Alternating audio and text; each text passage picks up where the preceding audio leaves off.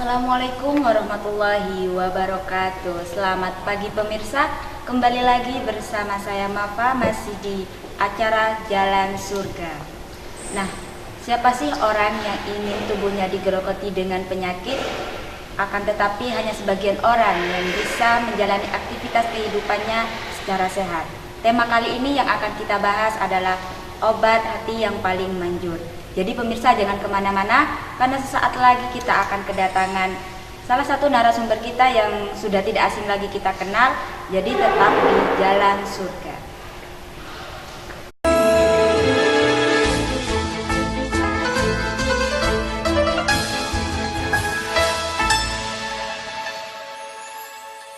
Pemirsa, kembali lagi bersama saya Mafa dan juga Gus Wadud Nafis. Tadi kita sudah mengetahui pengertian dari hati dan beberapa jenis penyakit hati. Yang sekarang ingin saya tanyakan sebelum cara mengobati dari penyakit hati, yang menyebabkan orang mempunyai penyakit hati itu sebenarnya apa sih Gus? Apa dari faktor keturunan atau hal-hal yang lain? Jadi penyebab penyakit hati itu dari hati sendiri. Ketika orang itu sudah ingkar kepada Allah, tidak beriman kepada Allah, itu adalah penyebab pertama menjadi penyakit hati. Karena pada waktu itu sudah tidak terpengaruh dengan peringatan Allah dan tidak takut kepada Allah. Kemudian yang kedua, dia itu tidak sadar terhadap keberadaan hari kiamat. Dia tidak menyadari, bahkan tidak yakin bahwa ada hari pembalasan. Kemudian yang ketiga itu yang paling mendasar itu adalah karena ngikutin hawa nafsu, mengikuti dorongan hawa nafsu. Yang dorongan hawa nafsu itu pada garis besarnya ada tiga. Yang penting itu adalah dorongan lain jenis. Kalau laki-laki karena terdorong untuk mendapatkan perempuan. Nah, kenapa orang berzina? Ya karena senang perempuan. Kenapa dia pacaran? Karena senang perempuan. Kan begitu. Yang kedua itu adalah nafsu harta, ingin mendapatkan kekayaan. Kenapa dia korupsi? Karena ingin mendapatkan harta. Kenapa dia mencuri? Karena ingin mendapatkan harta.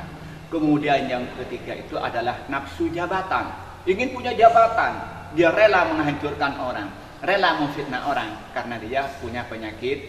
Tadi itu penyakit hati yang diantaranya itu tadi itu tentang ngikutin hawa nafsu.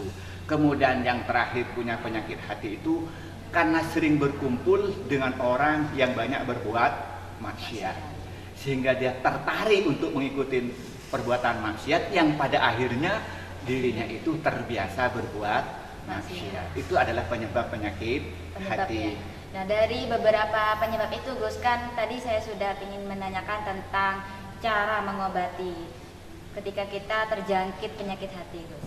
Ya, kalau kita ngobatin penyakit hati itu pada gerisannya itu ada 5 ya. Yang pertama kita itu memantapkan iman kepada Allah. Kita beriman keberadaan Allah, kita beriman bahwa Allah itu maha tahu, dan kita iman bahwa Allah itu akan memberikan balasan kepada kita. Iman itu akan melahirkan pada berikutnya kita beriman dengan kitab-kitab Allah.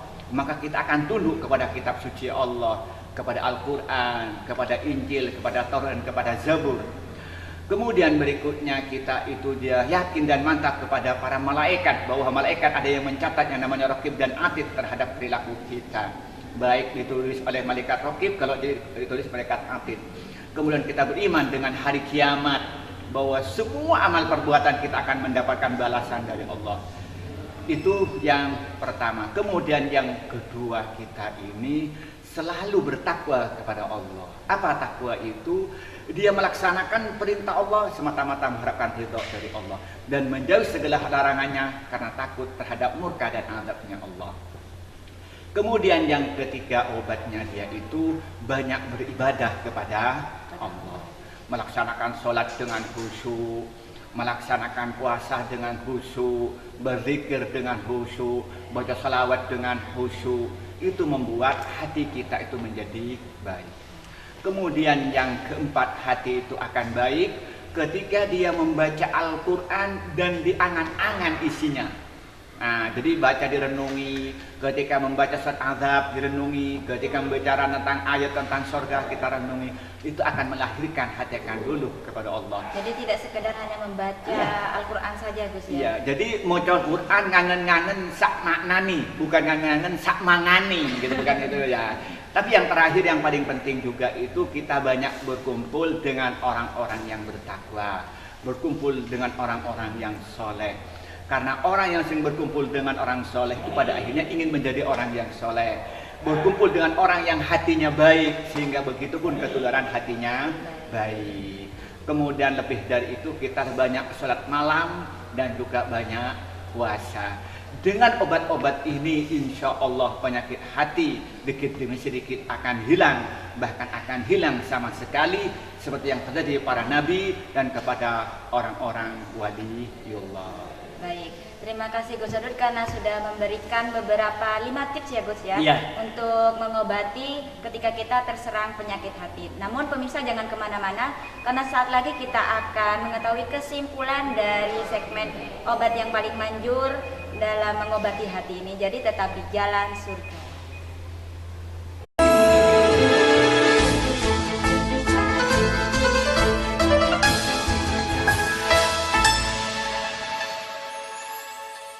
Kembali lagi bersama saya Mafa dan Gus Wadud Nafis, narasumber kita. Nah, sebelum kita menutup perjumpaan kita, kembali kepada kesimpulan, hanya ada satu pertanyaan yang ingin saya tanyakan dari beberapa obat hati 5 yang sudah Gus Wadud sampaikan tadi. Apakah itu berlaku bagi para remaja nih Gus, yang musimnya tuh sekarang galau gitu Gus, sakit hati karena hubungan gitu Gus? Apakah itu juga berlaku mengobatinya dengan 5 langkah tadi itu Gus? Ketika orang itu beriman kepada Allah dengan sungguh-sungguh, Allah menyatakan asa an tafrahu syai'an wa khairul lakum wa asa an tuhibbu syai'an wa syarrul lakum wallahu ya'lamu antum la ta'lamun. Kata Allah, kadang-kadang yang tidak kita sukai ternyata itu yang terbaik untuk kita. Tapi sebaliknya yang kita sukai ternyata tidak baik untuk kita. Contohnya begini, ketika cinta kepada seorang, kita betul-betul cinta ternyata putus di tengah jalan. Allah menyatakan, kamu putus sekarang, kamu tidak meneruskan, daripada nanti setelah menikah punya anak 2 cerai. Karena suamimu atau calon suamimu tuh suka pacaran orang lain, suka dia mendua. Jadi Allah bilang, kamu lebih baik sekarang putus, kamu itu supaya tidak terjadi kegelisahan, kegagalan ketika sudah menikah. Ketika kita yakin dengan kayak itu, alhamdulillah saya putus. Karena Allah menyatakan as-solihatu at-thayyibatu lit-thayyibin. Wanita yang baik-baik akan mendapatkan laki-laki yang baik. Nah, itu ketika itu hatinya kayak itu, maka patah hati akan sembuh karena dia yakin nanti akan mendapatkan calon suami yang sesuai dan yang baik. Dia tenang aja, dia sakit hatinya itu akan. Jadi obatnya itu dengan keyakinan. Dan gitu, keyakinan bahwa Allah akan mengganti yang terbaik untuk dia. Maka itu kan sembuh penyakit hati, patah hati atau karena galau karena putus cinta. Itu kira-kira begitulah. Iya. Baik Gus, sebelum kita menutup perjumpaan, Gus Wadud bisa memberikan kesimpulan dari tema kita tentang obat yang paling manjur dalam mengobati hati Gus. Ya, seperti menyatakan hati merupakan nurani ya, yang Allah berikan kepada kita untuk membedakan mana yang baik, mana yang buruk. Namun kenyataannya hati itu ada 2, ada yang hati yang baik, ada hati yang buruk, ada hati yang sehat, ada hati yang berpenyakit. Kemudian hati yang berpenyakit itu diantara punya penyakit kufur, punya penyakit nifak, punya penyakit dengki, punya penyakit hasad iri, punya penyakit takabur. Maka apa yang harus kita obati? Obat yang pertama, kita harus bertakwa kepada Allah. Kita melaksanakan perintah Allah semata mengharapkan ridho dari Allah. Kemudian yang kedua, kita ini ikhlas dalam segala amal perbuatan. Kemudian yang ketiga, kita harus yakin kepada Allah bahwa apa yang diputuskan Allah yang terbaik untuk kita. Dan kita harus yakin bahwa Allah akan membalas semua amal perbuatan kita. Kemudian yang ketiga, kita banyak beribadah dan berzikir kepada Allah Subhanahu wa taala. Kita melaksanakan ibadah mahdhah atau ibadah ghairu mahdhah. Kemudian kita ini banyak membaca Al-Qur'an, coba memahami artinya, kemudian kita merenungi isinya. Kemudian berikutnya kita ini banyak kita berpuasa, dan pada waktu yang sama kita itu banyak sholat malam.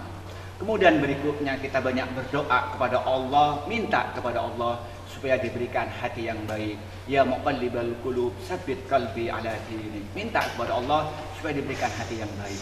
Kemudian yang terakhir, dia banyak berteman dengan orang-orang yang soleh, banyak berkumpul dengan orang-orang yang hatinya baik. Kalau itu dilakukan semua, insya Allah penyakit hati kita akan sembuh. dan kita akan diberikan oleh Allah qalbun salim, di mana kata Al-Qur'an yauma la yanfa'u malun wala banun illa man atallaha biqalbin salim. Di mana hari kiamat itu apa yang kita miliki tidak ada artinya, anak yang banyak, harta yang banyak tidak ada artinya, kecuali orang yang menghadap pada Allah dengan hati yang salim, hati yang selamat dari segala penyakit. Itu mungkin kesimpulan dari pertemuan ini. Ya, terima kasih Gus Wadud. Nah, baik pemirsa, itulah tadi kesimpulan dari segmen kali ini tentang obat yang paling manjur dalam penyakit hati. Semoga banyak memberikan manfaat, dan bagi pemirsa yang mempunyai beberapa penyakit dalam hatinya segera diobati sebelum itu menjalur ke seluruh tubuh ya Gus ya, dan juga bisa menularkan kepada tetangga ataupun lingkungannya. Baik pemirsa, sebelum kita akhiri, saya ucapkan terima kasih kepada Gus Wadud. Dan akhirnya dari kami, Assalamualaikum warahmatullahi wabarakatuh.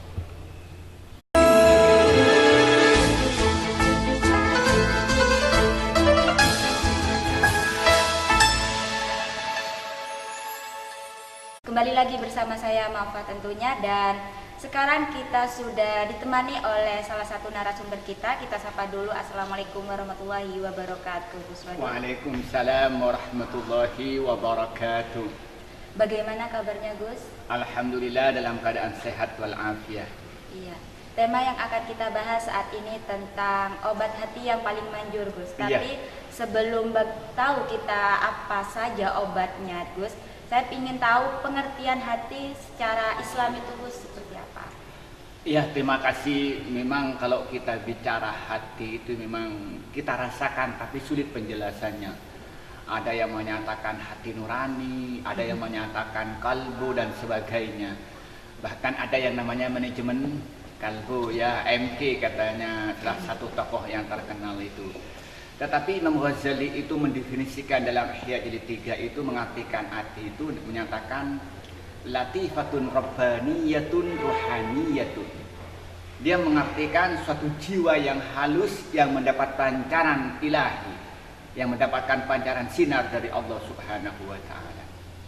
Maka karena itu, karena hati merupakan itu rohani, suatu jiwa yang tertanam dalam diri manusia, maka kata Imam Ghazali, hatilah yang mendapat khitab dari Allah, yang mendapat perintah dari Allah Subhanahu wa taala, kata Imam Al-Ghazali. Maka karena itu pada dasarnya di dalam hadis dan juga dalam Al-Qur'an itu hati itu bisa dibagi dua. Ada yang disebut namanya qalbun fasid atau qalbun marid, ada yang namanya qalbun sahih atau qalbun salim. Jadi hati juga mempunyai beberapa bagian ya Gus? Iya, jadi ada dua, ada hati yang baik, ada hati yang buruk. Kemudian hati yang baik juga ada bagiannya, hati yang buruk juga ada. Masih terpecah belah ya Gus ya?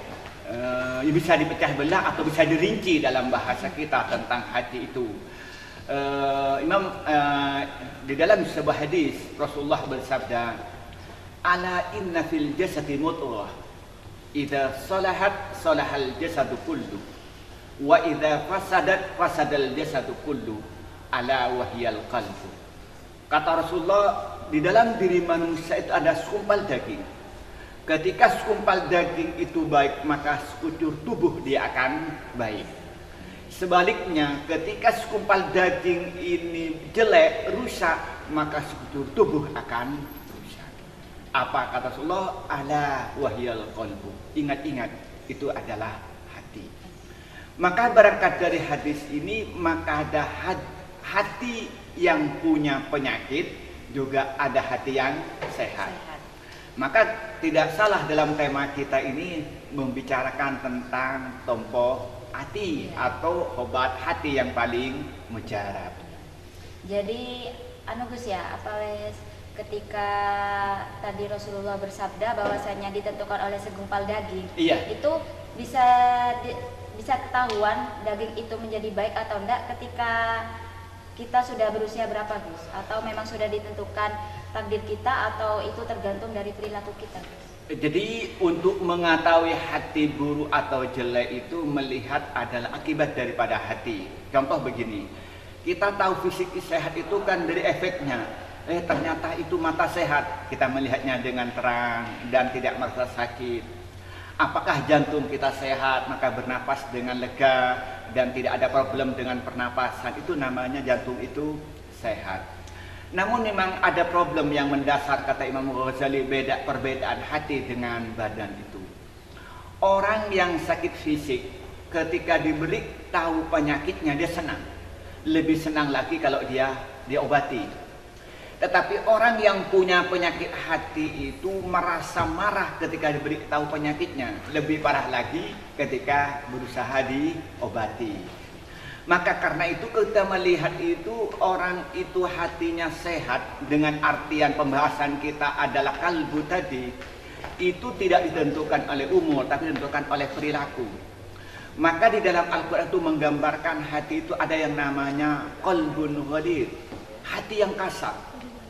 Jadi kalau ada orang itu sikapnya kasar, sedikit-sedikit marah, sedikit-sedikit itu dia itu marah pada orang, bersikap keras senang-menang, oh ini berarti sudah hatinya kena penyakit, namanya qalbun ghalid. Nah, kemudian ada yang menyatakan hati namanya qalbun qasi, hati yang keras. Apa hatinya yang keras? Maksudnya itu bukan hati keras ini, artinya dia tidak mau mendengarkan, tidak mau mengambil hikmah tentang ayat-ayat Allah. Dia melihat alam semesta yang begitu besar ini menunjukkan keagungan Allah, dia tidak mengambil pelajaran. Bahkan dia mengalami kesalahan, berbuat dosa, lalu Allah diberikan cobaan, dia diberikan musibah, dia tidak bisa ambil pelajaran dari musibah itu. Hatinya namanya qalbun qasi. Namun ada hati berikutnya itu adalah hati yang disebut namanya qalbun makhtum, hati yang tertutup. Nah, jadi walaupun diberi pelajaran kayak orang-orang kafir itu, diberi peringatan oleh Allah, dia tidak mau mengikuti. Kemudian ditakut-takuti oleh Allah, tidak mau mengikuti. Diberikan ayat, tidak mau mengikuti. Bahkan Nabi diutus oleh Allah, tidak mau mengikuti. Kalau Nabi sudah tidak ada ulama yang alim mengajak pada kebaikan, dia tidak mau menerima. Di atasnya hati keras berarti ya? Iya, hati keras, sudah tertutup. Katanya orang Madura bilang hatinya sudah karatan gitu ya, kira-kira begitulah ya. Jadi sudah dimarahin, sudah dicaramain, sudah bahkan mungkin ditampelengin sudah gitu. Tapi dia tidak mau berubah dengan perilaku yang salah itu namanya qalbun makhtum. Kira-kira kalau kita sudah naudzubillah ya Gus ya, iya. hati sudah tertutup gitu Gus, apakah masih punya harapan untuk mendapatkan hidayah dari Allah?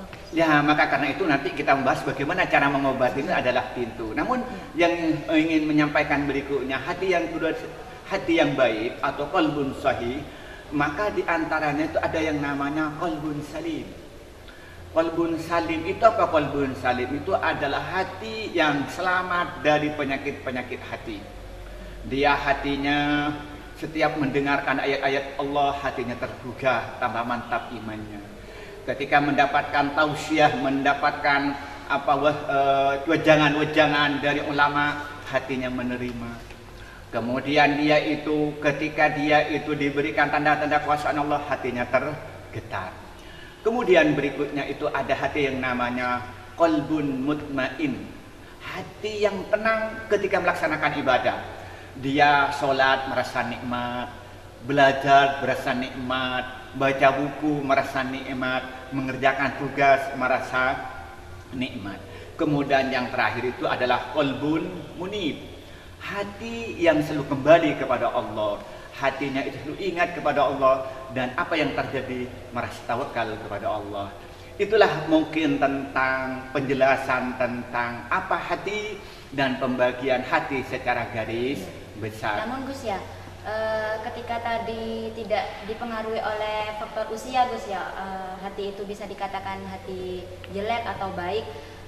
Untuk makanan tersendiri tuh Gus, bisa berpengaruh nggak ketika kita memakan barang haram gitu? Mungkin bisa membuat hati kita menjadi tertutup atau keras seperti itu. Ya, mungkin nanti kita dibahas ketika bicara tentang penyakit hati dan kenapa hati itu berpenyakit. Itu mungkin kita pembahasan tersendiri biar supaya lebih rinci mungkin pembahasannya. Nah, baik pemirsa, karena tadi sudah kita mengetahui beberapa pengertian hati dan jenis-jenis dari hati itu sendiri, karena pemirsa juga mungkin penasaran ya apa saja penyakit yang ada pada hati kita.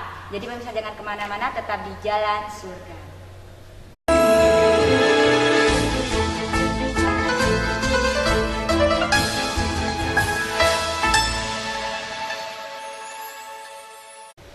Baik pemirsa, kembali lagi bersama saya Mafa dan juga Gus Wadud Nafis masih di acara Jalan Surga. Nah, setelah kita mengetahui pengertian dari hati secara Islam dan juga beberapa jenis hati, sekarang yang ingin saya tanyakan adalah tentang beberapa jenis penyakit hati, karena pastinya dalam hati kita itu banyak penyakitnya dan jenisnya juga banyak. Menurut Gus Wadud, secara Al-Quran nih Gus, ada berapa macam penyakit dalam hati kita?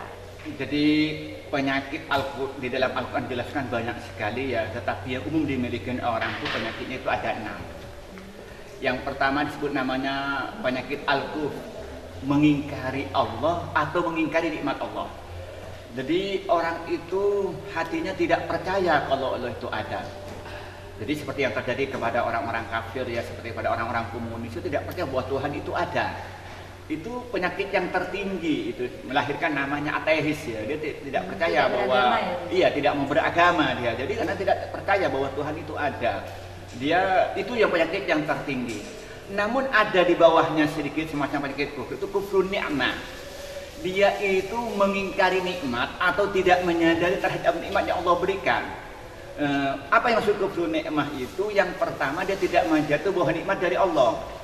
Kita punya nikmat mata bisa melihat, kita tidak mengajar itu bahwa nikmat.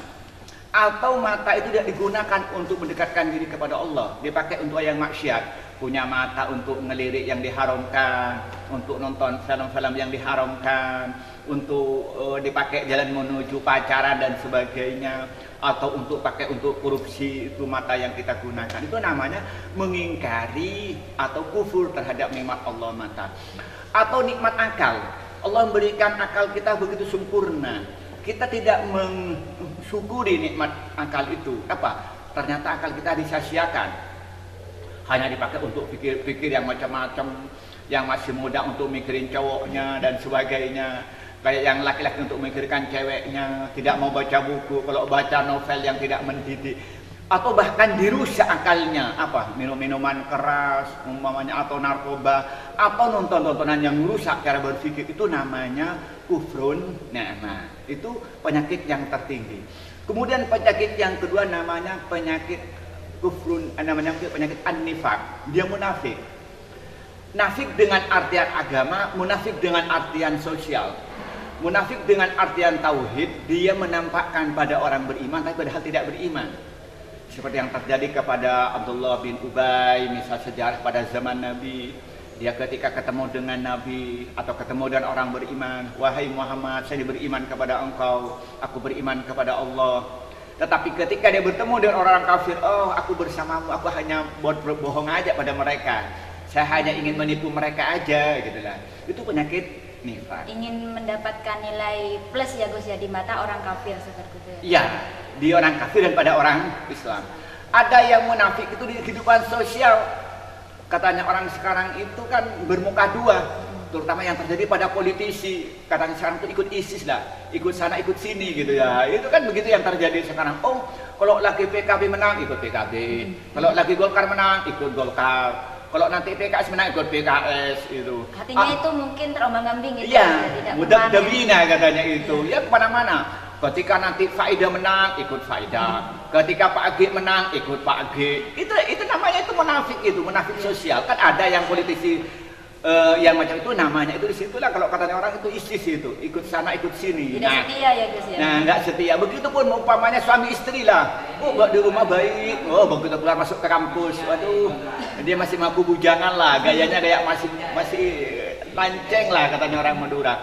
Saya sering ditanyakan, Pak Wadud, Anda itu punya titel LC, apa artinya LC? Saya bilang lanceng aja, tapi bukan lelaki cadangan, saya bilang dia.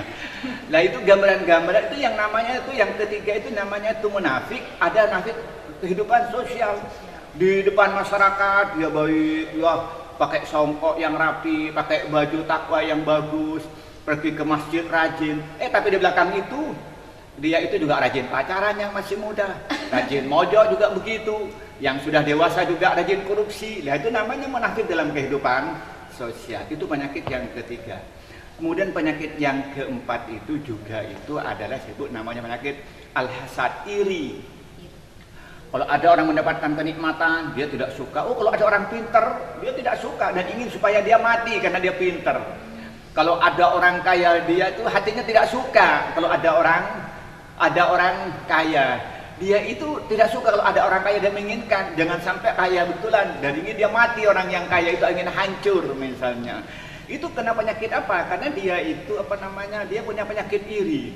Jadi tidak suka kalau ada orang misalnya kaya, pintar, atau kalau ada tetangganya punya jabatan, hatinya sakit ya. Aduh, katanya nyanyian sakitnya di sini katanya. Apa? Itu juga bisa ya Gus ya, orang yang mempunyai penyakit hati iri dan dengki itu juga bikin hidupnya sendiri tidak tenang Gus. Soalnya saya juga pernah mengetahui Gus ya, ketika iri pada tetangganya itu sampai-sampai dia tidak bisa tidur gitu Gus, mikirin harta dari keluarganya itu sendiri. Loh ya, contoh sederhana lah, kalau anak muda kok lagi rebutan cowok lah ya, itu kan bisa nggak tidur. Waduh, cowokku diambil orang, gitu kan nggak bisa tidur gitu. Begitu punya laki-laki ketika rebutan cewek, waduh nggak bisa tidur. Coba bayangkan, kalau dia punya tetangga 10, yang satunya pejabat, yang satunya pedagang, yang satunya misalnya dosen kaya, sementara dirinya miskin, iri dengan 10 orang, apa hidupnya sengsara. Begitu melihat mobilnya bagus, hatinya sakit. Begitu melihat misalnya itu baru dia belanja banyak, sakit hati. Baru melihat tetangganya satunya shopping, sakit hati. Apa hidupnya tidak sengsara gitu. Itu maka itu penyakit hati itu, penyakit iri yang lebih mengerikan itu kadang-kadang dia berbuat nekat untuk menyakiti orang lain. Bahkan kadang-kadang tidak segan-segan untuk membunuh orang lain. Itu yang kelima dari penyakit yang terjadi itu. Lah kemudian itu yang juga yang terjadi penyakit hati itu adalah al-ya'su, putus asa. Jadi dia itu sudah hidupnya merasa hampa, merasa hidupnya tidak berharga, sehingga dia itu tidak punya harapan, dia tidak punya semangat kerja, bahkan tidak punya semangat hidup. Nah, banyak orang yang bunuh diri itu karena ketika muncul putus asa. Itulah sekilas tentang penyakit-penyakit yang banyak menggerogoti di hati manusia itu ada 6. Walaupun kita itu yang penyakit-penyakit yang lain itu ada. Seperti diantaranya orang itu merasa nikmat ketika berbuat dosa. Sombong termasuk ya Gus? Nah, seperti umpamanya merasa sombong, takabur ya, merasa dirinya paling besar. Sebenarnya yang boleh sombong tuh hanya Allah atau masih adakah makhluk lain Gus? Ya, Rasulullah menyatakan tentang dalam hadis qudsi menyatakan, kata Allah, sombong itu adalah penyakit, adalah pakaianku. Maka barang siapa yang mengambil pakaianku, maka akan aku siksa. Artinya apa? Tidak ada yang mau disombongkan. Coba kita akal itu umpamanya kita sombong dengan kepintaran misalnya, punya akal. Coba jatuh ke garota, hilang ilmunya semua. Cumanya dia mau sombong dengan kecantikan, apa? Luka sedikit aja pipinya tergores, sudah hilang cantiknya. Atau kena penyakit paru-paru yang dulunya sintal, waduh. Jadi keriput ya. Udah keriput. Umpamanya dulu itu misalnya langsing, ternyata dia gemuk menjadi langsung ya. Itu kan sudah hilang kecantikan yang dia banggakan gitu. Jadi apa yang kita banggakan? Kita merasa bangga dengan kekayaan, nah, ternyata jatuh miskin, bangkrut atau dirampok dan sebagainya. Kenapa kita menyatakan alhamdulillah, segala puji milik Allah? Karena yang bikin kita sukses, yang bikin punya kedudukan Allah, yang memberi kita jadi orang kaya ada Allah, yang menjadikan kita orang alim itu Allah, yang bikin kita ini dihormati orang karena Allah, bahkan kita bisa beribadah itu adalah karena Allah. Maka kita menyatakan la haula wala quwata illa billah. Itu adalah gambaran-gambaran tentang penyakit hati. Kalau tadi ditambah ada satu dengan takabur, itu yang umum terjadi pada kehidupan manusia itu. Ada 6 penyakit hati yang paling menggerogoti kehidupan manusia. Nah, baik pemirsa, karena tadi kita sudah mengetahui beberapa jenis penyakit hati ya, diantaranya 6, mungkin masih banyak lagi yang belum kita sebutkan, tapi itulah yang penyakit hati yang paling urgen. Nah, sesaat lagi kita akan mengetahui cara mengobati penyakit hati ketika kita sudah tertimpa atau terjangkit. Terjangkit dalam hati kita itu penyakit-penyakit yang tidak kita inginkan. Jadi pemirsa jangan kemana-mana, tetap di Jalan Surga.